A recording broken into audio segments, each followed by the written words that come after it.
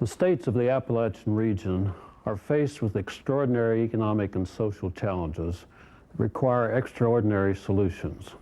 This is a story about state and community leaders working together with the Appalachian Regional Commission to find a solution to assist one of the region's most distressed counties.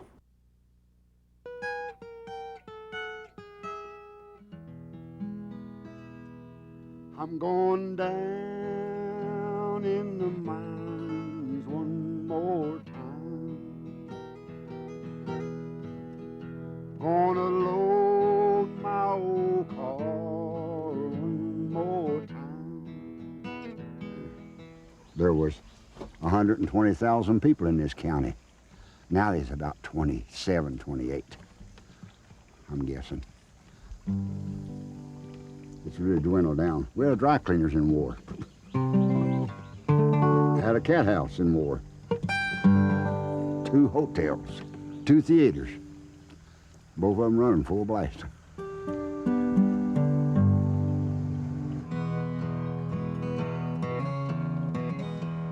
Governor Underwood asked the ARC to put in $100,000 for special work in dealing with building up the social capital of the county, and also to do some work in entrepreneurship and small business development.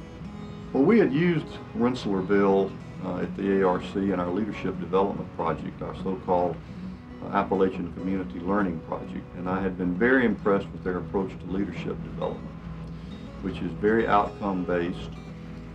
They're not interested in a lot of process. They want people to identify a problem, get a small amount of resources from the outside, and solve the problem. And they want the investors, as they call it, who support them financially, the communities, to look at it from the point of view of return on investment.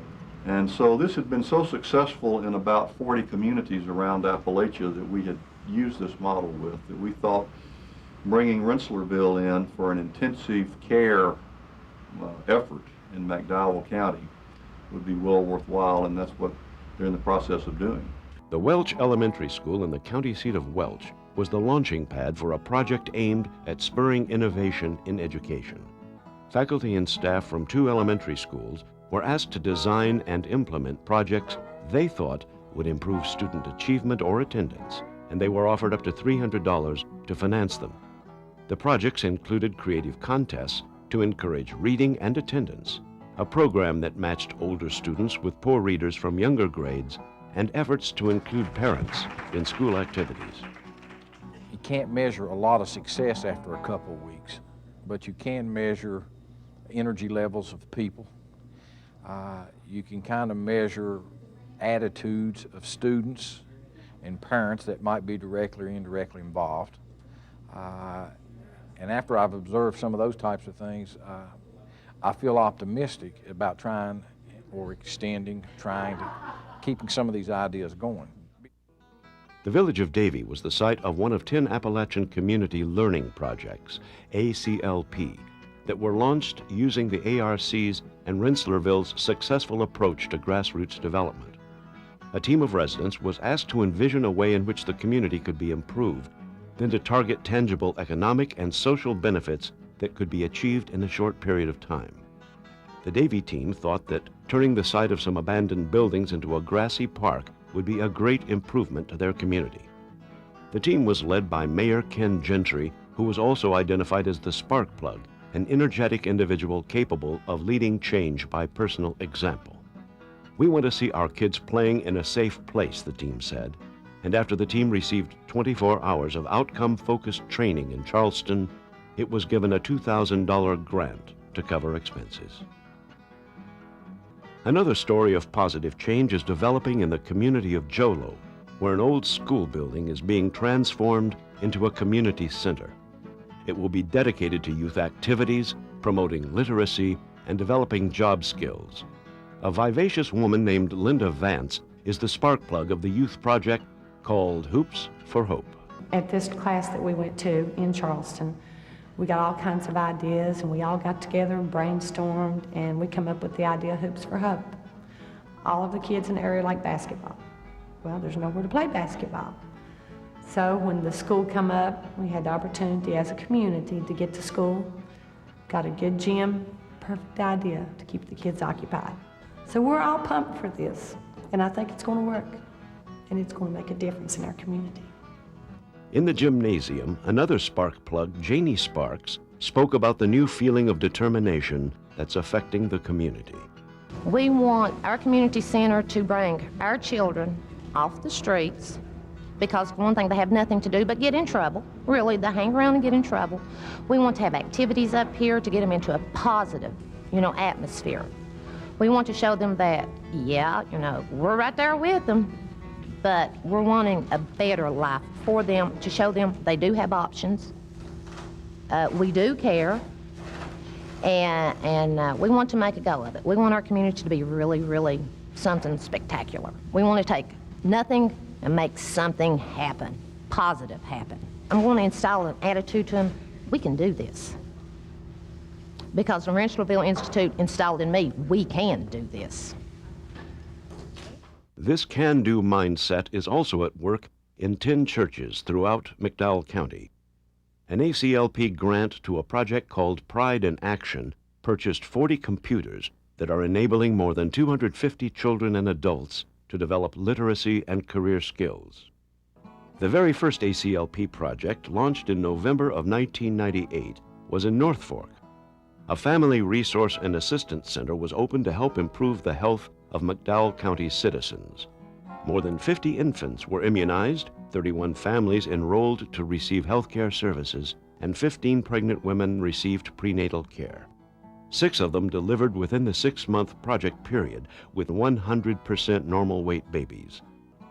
Many of the infants who were immunized would probably not have been so treated had the clinic not been opened.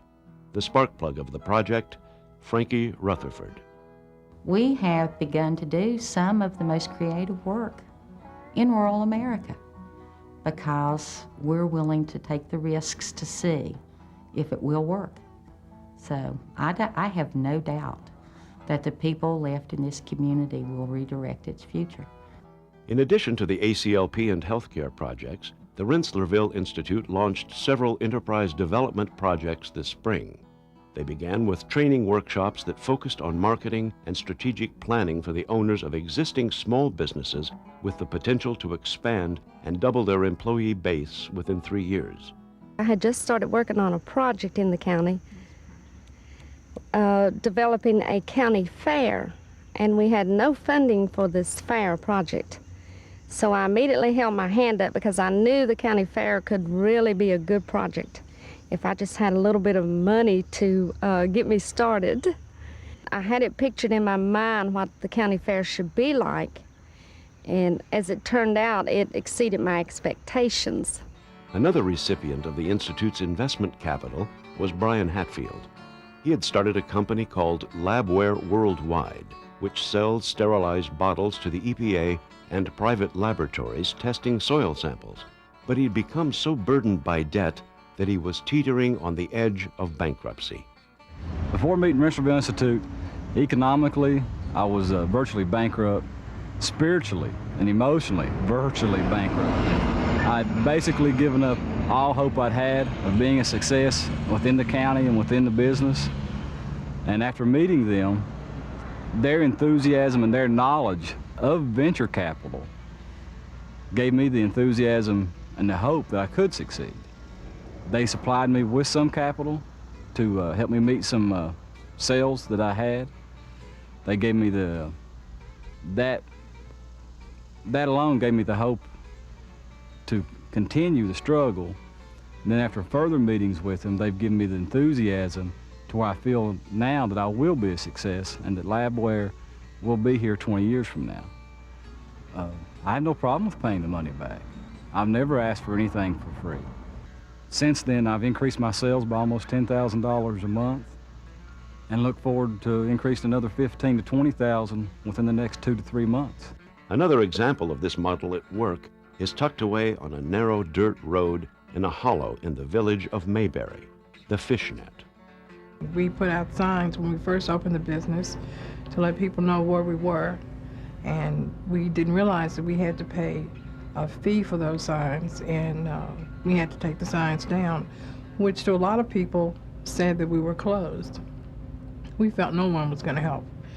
So when we came to the workshop, it was a last pitch effort. When we got the help we needed and we were able to reopen, it was really a turnaround. There was some help that we needed and was right on time. And with those funds, we're going to go out on the highway and be visible to my public and feed them those sweet potato pies and raspberry pies and all the fish they can hold.